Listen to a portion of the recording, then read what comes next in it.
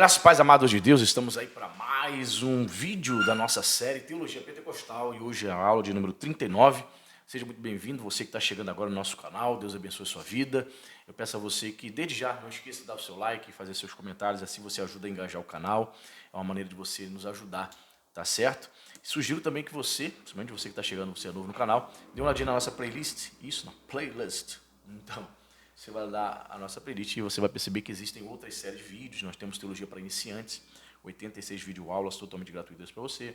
Nós temos outra série de Teologia Paulina, várias aulas sobre Teologia Paulina. Nós temos também curso de História da Teologia, mais de 60 vídeos também totalmente gratuitos para você.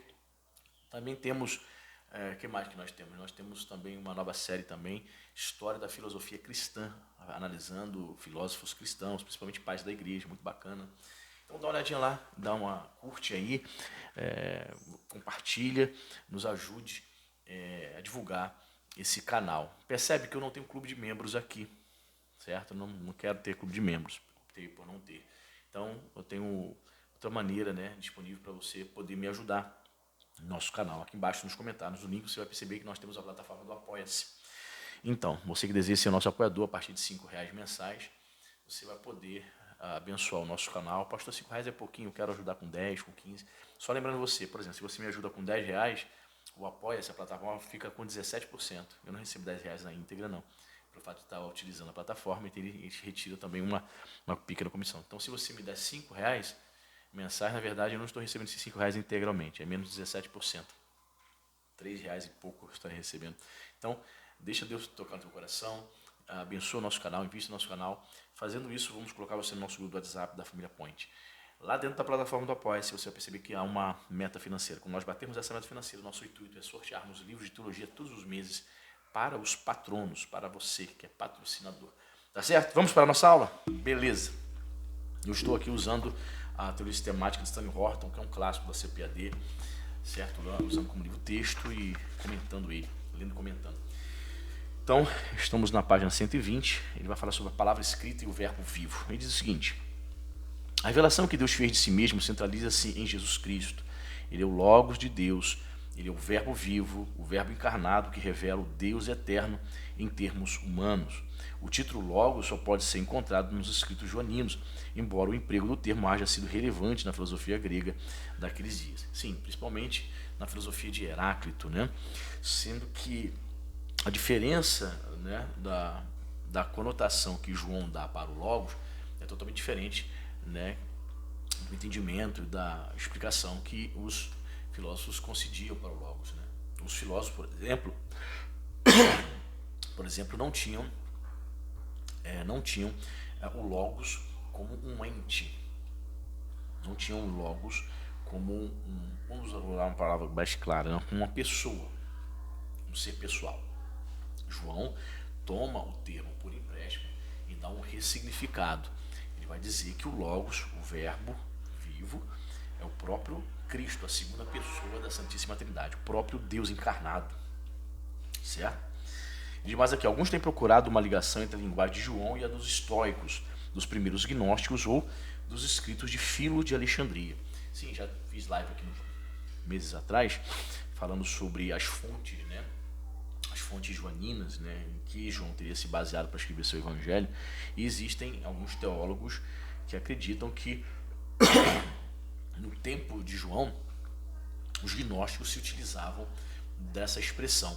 E aí, uma maneira de combater os próprios gnósticos, João teria se utilizado da expressão para dar o real significado, o real entendimento de o que ou quem seria esse Logos, né? Que a palavra Logos pode ser traduzido por verbo, pode ser traduzido por palavra, discurso, em algumas traduções até colocam como razão, enfim. Mas a tradução mais precisa seria palavra ou verbo. Tanto é que existem bíblias que traduzem no princípio, João, né? Capítulo 1, verso 1, no princípio era a palavra. A expressão verbo, algumas traduções têm deixado de lado e têm modernizado. Está errado, pastor? Não está errado, também está correto. Uma tradução também precisa, também se refere, Logos também quer dizer palavra. Sendo que é estranho, sou estranho, né, para muitos ouvidos acostumados a ouvir verbo, porque o termo palavra está no feminino. Palavra é uma palavra feminina e verbo é uma palavra masculina, certo? Então, quando se fala, no princípio era a palavra e essa palavra é Cristo, né? Então, às vezes sou um quanto não é, mas está correto, tá? Vamos lá. Estudos mais recentes sugerem que João foi influenciado primariamente pelos seus alicerces no Antigo Testamento e na fé cristã. É provável, porém, que tivesse consciência das conotações mais amplas do termo e que a tivesse empregado deliberadamente com o propósito de transmitir um significado adicional especial. Então, o que eu penso a respeito da influência do Logos, né, da expressão Logos na teologia joanina? O que eu penso? Veja bem, João escreve esse evangelho ali na última década da era cristã, anos 90, ele já está bem velho, né, perto da morte. Então, segundo a tradição da igreja, diz que ele já morava em Éfeso. Então ele foi uma espécie de bispo ali de Éfeso, supervisionando a igreja de Éfeso, né? A igreja já da segunda geração, partindo para a terceira geração. Paulo já estava morto desde a década de 60, enfim. Então eram os anos 90, final da era cristã. Então Paulo, melhor dizendo, João, ele tem, claro, uma influência judaica, ele era um judeu, conhecia, obviamente, a Torá, os ensinos, os mandamentos, enfim. Só que muitos anos lidando com uma igreja gentílica, tendo ouvido os ensinamentos de Jesus, tendo posteriormente o conhecimento da teologia paulina, ele obviamente vai conhecer também a filosofia helênica, é óbvio que ele vem a conhecer, morando em Éfeso, e alguns entendem, e eu também penso, que ele toma por empréstimo essa expressão da própria filosofia helênica, né? E penso também que os gnósticos também poderiam se aproveitar dessa expressão, e ele vai trazer uma nova interpretação, uma releitura, digamos, cristianizada. Então, o termo logos vai ganhar uma conotação especial na teologia de João, certo? O logos é identificado com a palavra de Deus na criação e também com sua palavra autorizada, a lei para toda a humanidade. João deixa nossa imaginação atônita quando introduz o Logos eterno, o Criador de todas as coisas, o próprio Deus, como o Verbo que se encarnou, a fim de habitar entre a sua criação. Ele cita aqui João capítulo 1, verso 1 a 3, que a gente conhece, e o versículo 14, né? E o Verbo se fez carne, né? O Logos se fez carne e habitou entre nós. Diz mais aqui, ele cita que Deus nunca foi visto por alguém. O Filho unigênito que está no seio do Pai, este o fez conhecer, citando João 1,18. O Verbo vivo tem sido visto, ouvido, tocado e agora proclamado mediante a palavra escrita, né? Aqui o autor está falando. Então, ele foi visto, ouvido, né, pelos apóstolos, sim, pelos primeiros cristãos, né, tiveram esse privilégio de ver o Verbo e ouvi-lo. Nós temos outro tipo de bem-aventurança, né? O próprio Jesus vai dizer, mais bem-aventurados são aqueles que não viram, mas creram.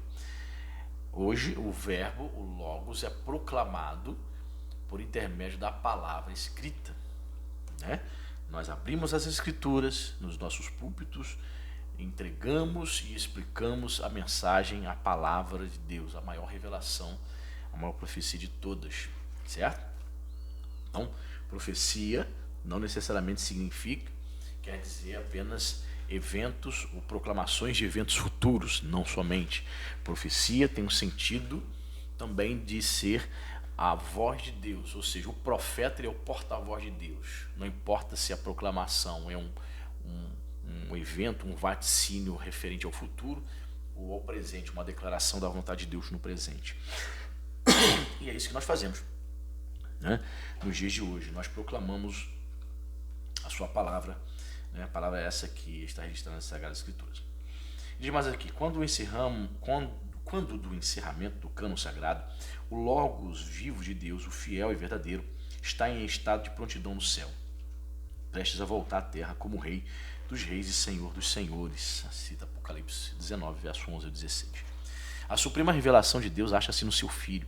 Durante muitos séculos, mediante as palavras dos Escritores do Antigo Testamento, Deus havia se revelado progressivamente. Tipos, figuras, sombras e prefigurações desdobravam paulatinamente o plano de Deus para a redenção da humanidade. Pois é, os profetas do Antigo Testamento, por mais que pudessem estar profetizando, né, acerca do Messias, muitos não tinham consciência de que o Messias viria também, por exemplo, para os gentios, né, para a igreja. Embora tivéssemos algumas declarações que hoje são interpretadas nesse entendimento de que a mensagem de salvação também é para os gentios, mas os próprios profetas, o próprio povo judeu não entendia isso por conta do seu excesso de exclusivismo, certo? Então a revelação foi progressiva. Ela foi progressiva. Veio a Torá, depois vieram os escritos sapienciais, depois vieram as profecias, os profetas maiores e menores, né? O que mais temos aqui? Depois, na plenitude dos tempos, Deus enviou seu Filho para revelar o Pai de forma mais perfeita e para executar aquele gracioso plano mediante a sua morte na cruz. Galatas 4,4 vai dizer isso, né? A plenitude dos tempos. Jesus veio na plenitude dos tempos, ou seja, está se referindo à primeira vinda, né? Seu nascimento em Belém.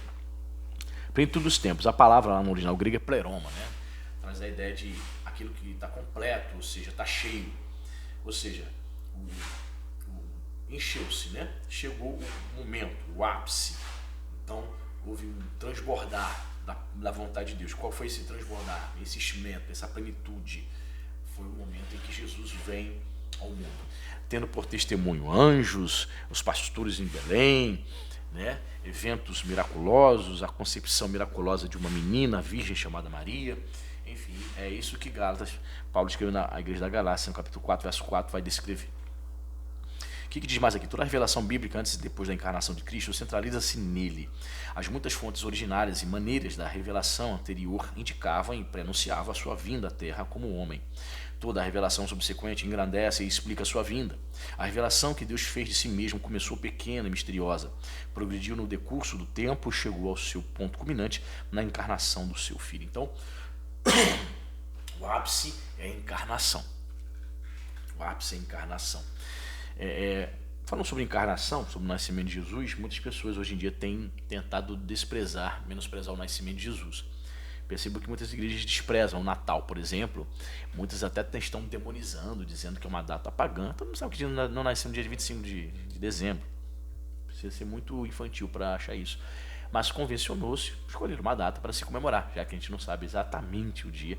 Ok, 25 de dezembro, poderia ser janeiro, dezembro, março, enfim, um dia foi determinado e nós comemoramos sim o nascimento de Jesus. Eu digo para você, não despreze o Natal, não despreze o nascimento de Jesus, porque sem nascimento não haveria morte. Tá? Então, muitas igrejas desprezam o Natal e dão destaque muito mais à Páscoa, né, que vai tratar da morte e ressurreição de Jesus. Sim, é de suma importância, né, a fé nos eventos pascuais, sem dúvida, mas não despreze também o nascimento. O nascimento é descrito no Evangelho de Mateus, é descrito no Evangelho de Lucas, tem suma importância para a fé. Sem nascimento não haveria encarnação, não haveria morte nem ressurreição. Tá? Muito bem, o que mais temos aqui? A revelação que Deus fez de si mesmo começou pequena e misteriosa, progrediu no decurso do tempo e chegou ao seu ponto culminante na encarnação do seu Filho. Jesus é a revelação mais completa de Deus. Todos os escritos inspirados que se seguem após a sua vinda não acrescentam nenhuma revelação maior, mas engrandecem a importância de sua encarnação. O Espírito não falará de si mesmo, mas dirá tudo o que tiver ouvido e vos anunciará o que há de vir. Jesus, sim, é a expressão maior a respeito de Deus, né? Jesus diz, né? Quem vê a mim vê o Pai. Então, Jesus é a revelação plena, total, acerca de Deus. Quer ver o Pai, quer entender o Pai, tem que ter o Filho. Aliás, o João, na sua primeira epístola joanina, vai descrever isso, aquele que, segundo João, 9, aquele que ultrapassa a doutrina de Cristo, esse não tem Deus. Ele é claro, mas claro que isso somente de águas cristalinas, né? Bem direto, aquele que ultrapassa, ou seja, aquele que deixa as verdades de Deus para trás, aquele que ultrapassa, vai além da doutrina revelada acerca de Cristo, sobre Cristo e de Cristo, este simplesmente, simples e objetivo, este não tem Deus. Não tem comunhão com Deus, tampouco com o Filho. Ou seja, qualquer ensino que ultrapassa, ou seja, que nega tudo aquilo que as Escrituras revelam acerca de Cristo, sua divindade, Ele é o Salvador, Ele é o Rei dos Reis, o Deus encarnado, o Cordeiro de Deus que morre em nosso lugar como sacrifício substitutivo, né? É o sacrifício vicarius, o termo latim vicário significa substituto. Toda essa expressão, todos esses adjetivos, prerrogativas que somente Cristo recebe nas Escrituras Sagradas, quem nega ou ultrapassa, inventa moda, melhor dizendo, né? Colocando aqui de forma bem clara, inventa moda, distorcendo os ensinos ortodoxos das Sagradas Escrituras, este não tem Deus. João é bem claro, não tem Deus mesmo. O que demais aqui? Na pessoa de Jesus Cristo, conhecido entre si a fonte e o conteúdo da revelação. Ele não era mais um meio de comunicar a revelação divina, conforme foram os profetas e apóstolos. Ele mesmo é o resplendor da sua glória e a expressa imagem de sua pessoa. Hebreus 1:3. Ele é o caminho e a verdade e a vida. Conhecer a Ele é conhecer também o Pai. João 14, versos 6 e 7. Os profetas diziam: veio a mim a palavra do Senhor, mas Jesus afirmava: eu vos digo. A diferença? Jesus inventou o uso do termo amém, começando assim as suas declarações. Na verdade, né, todas as vezes que você vê a declaração de Jesus dizendo assim, em verdade vos digo, foi uma tradução bem estranha, né, em português, porque no original grego está escrito amém, amém. É uma declaração, é como se ele estivesse dizendo, ó, preste atenção, vou trazer agora uma declaração solene, importante, amém, amém. E foi traduzido por em verdade vos digo. Eu achei assim uma tradução tanto quanto estranha, mas enfim. Tendo ele falado, a verdade foi declarada de modo imediato e inquestionável. Cristo é a chave que revela o significado das Escrituras. Elas testificam dele e da salvação que ele outorga mediante a sua morte. O enfoque que as Escrituras dedicam a Cristo não justifica. Porém, o abandono irresponsável do texto bíblico nas áreas que parecem ter poucas informações abertamente cristológicas. Então, Jesus concorda aqui. Jesus é a chave, né? É a chave da revelação, né? Das Escrituras. Cristo é a chave. Cristo é a chave para entender o Antigo Testamento. Alguns pastores, teólogos cristãos, ao olharem todos os 66 livros do Antigo Testamento, veem Jesus em todos os 66 livros. Vê Jesus se manifestando de alguma maneira. Até mesmo o livro de Esther, que nem menciona Deus, por exemplo, nos 10 capítulos de Esther. Logo, de fato, com um olhar cristão, a gente vê Jesus em todo o Antigo Testamento, sem dúvida. Ele é a chave da hermenêutica para se interpretar, né, o AT. E o NT também, né? Mas, para um rabino judeu, certamente, Jesus não é essa chave hermenêutica, né? Eles não creem em Jesus como o Messias esperado. Muito bem. Clark Pinnock lembra-nos com toda a sabedoria que Cristo é o guia hermenêutico no significado das Escrituras e não ser um bisturi crítico. Olha, gostei. Vou repetir. Cristo é o guia hermenêutico no significado das Escrituras e não seu bisturi crítico, fecha aspas, para Clark Pinnock. Ou seja, se você quer realmente a interpretação correta de todas as Escrituras, Cristo é o guia. Jesus é a chave. A atitude do próprio Cristo para com a totalidade das Escrituras era de total confiança e de plena aceitação. A revelação especial em Cristo nas Escrituras é consistente, coerente e conclusiva. Encontramos Cristo através das Escrituras e estas nos revelam a vida eterna em Cristo. Estes, porém, foram escritos para que criasse que Jesus é o Cristo, o Filho de Deus, e para que, crendo, tenhas vida em seu nome. João 20:31. Certo? Então, temos aqui, podemos até usar como título dessa aula, né? Cristo, a chave hermenêutica para a interpretação veterotestamentária. Seria legal, né? Mas não, vou botar aqui a palavra escrita e o verbo vivo. Então temos aqui, portanto, a importância do Logos, né? Cristo, a palavra. Cristo, que é a palavra, é o próprio Deus revelado. Deus encarnado que revela o Pai. E o Pai somos um, aquele que me vê, está vendo o Pai, ou seja, Cristo se revelando em plena unidade, em plena comunhão com o Deus Pai. Algo que os céticos e incrédulos unicistas, jeovistas, testemunho de Jeová, etc., e os apóstatas da fé negam, se esperneiam pela internet, negando esta verdade inconteste. Deus abençoe e até a próxima aula.